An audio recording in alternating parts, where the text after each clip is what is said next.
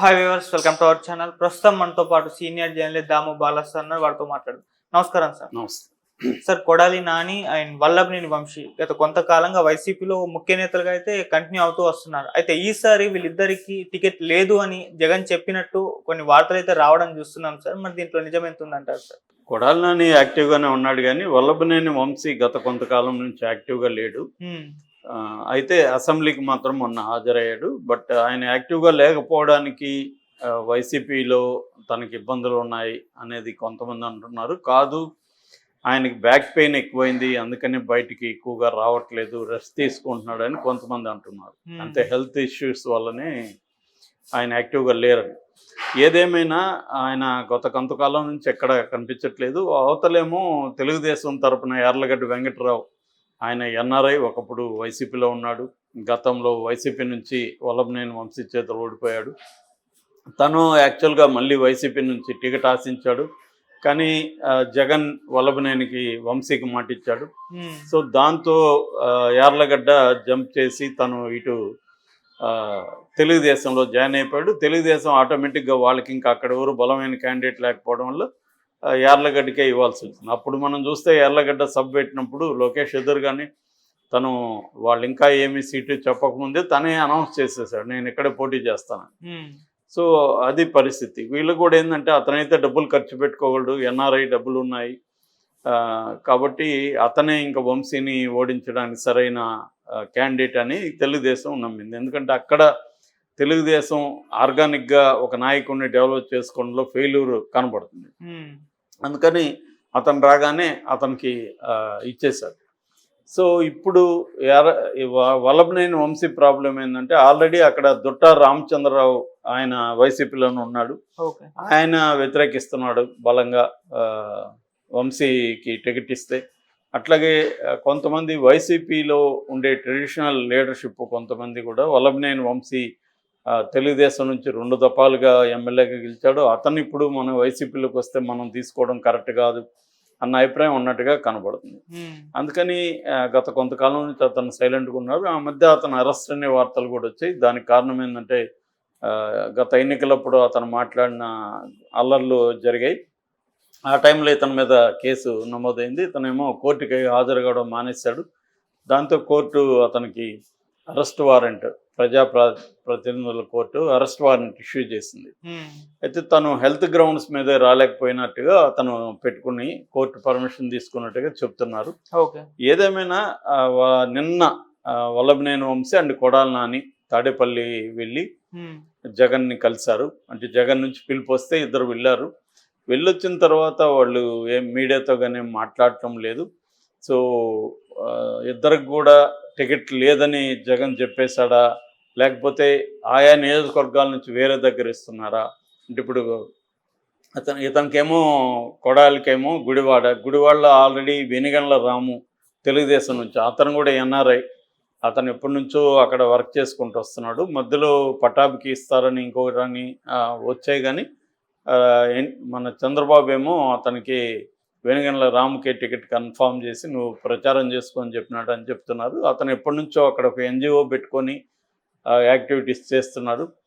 So ఇతనేమో ఇంకొక పక్క చంద్రబాబునే ఛాలెంజ్ చేస్తున్నాడు, నీకు దమ్ముంటే ఇక్కడ వచ్చి నిలబడని కొడాలి నాని. సో ఈ క్రమంలో కొడాలి నానికి వల్లభనేని వంశీకి టికెట్స్ రిజెక్ట్ చేసే పరిస్థితి ఉందా అసలు అనేది పెద్ద ప్రశ్న. కాకపోతే ఏంటంటే ఒకవేళ అక్కడ ఓడిపోతారని కానీ జగన్కి నివేదికలు ఉంటే అక్కడి నుంచి తీసి వేరే చోటికి వాళ్ళని పంపించే అవకాశం కనిపిస్తుంది. కానీ దానికి వాళ్ళు సిద్ధంగా ఉన్నారా లేదా అనేది ఒక చర్చ.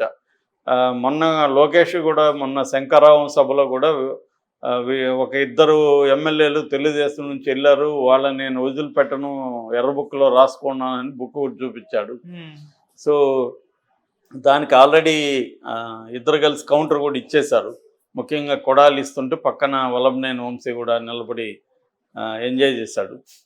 లొకేషన్ని కొడాలి ఆడుకున్నాడు. ఏదేమైనా రేపొద్దున తెలుగుదేశం ప్రభుత్వం వస్తే వీళ్ళిద్దరి పరిస్థితి చాలా ఇబ్బందిలో ఉంటుంది.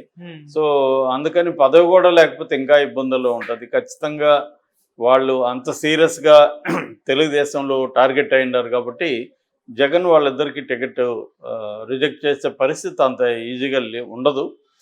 కానీ అక్కడ గెలవలేరు వీళ్ళు, యార్లగడ్డకే ఎడ్జ్ ఉంది, అటువైపు వెనుగండ్ల గ్రామకు ఉందనుకుంటే మాత్రం ఖచ్చితంగా జగన్ అక్కడ సామాజిక సమీకరణాలు మార్చే అవకాశం కనిపిస్తుంది.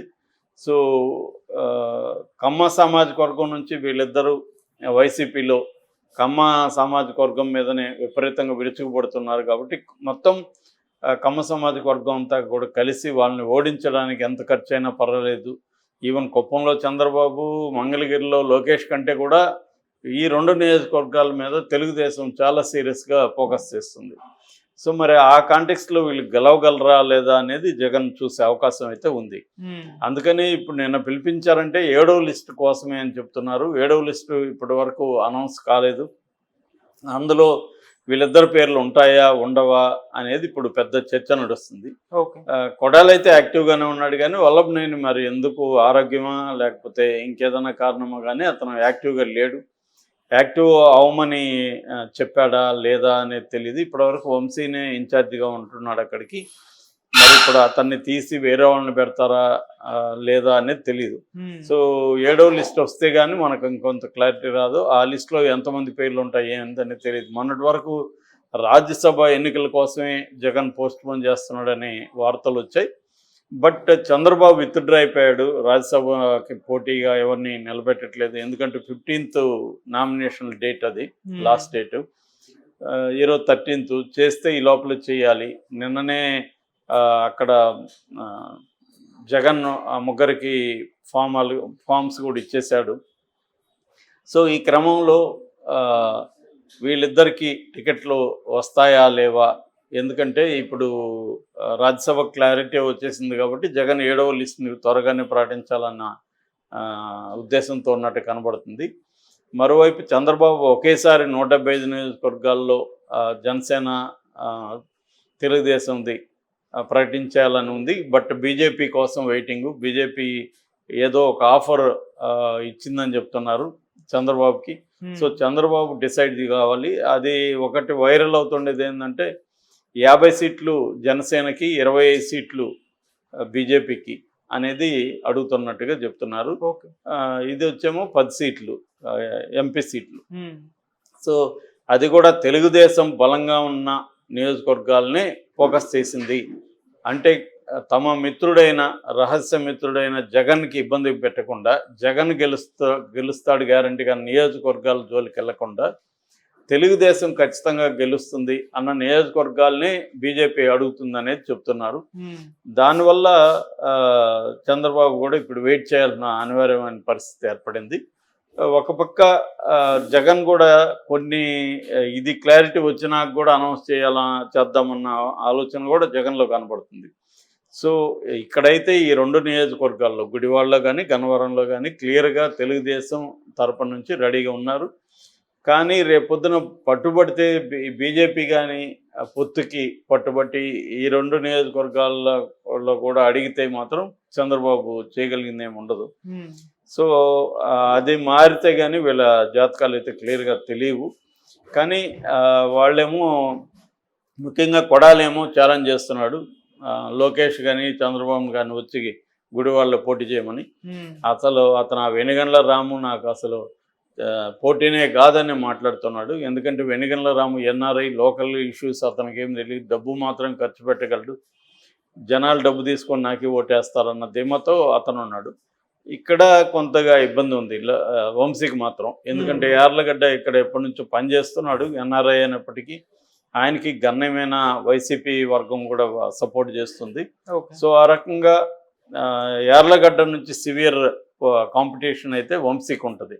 సో ఈ కాంటెక్స్ట్లో వీళ్ళిద్దరికి టికెట్లు ఇస్తారా ఇవ్వరా అనేది కన్ఫర్మ్ అయితే కాలేదు. కానీ వాళ్ళకిద్దరికి ఇవ్వట్లేదు అనే ఒక వార్త అయితే వైరల్ అవుతుంది.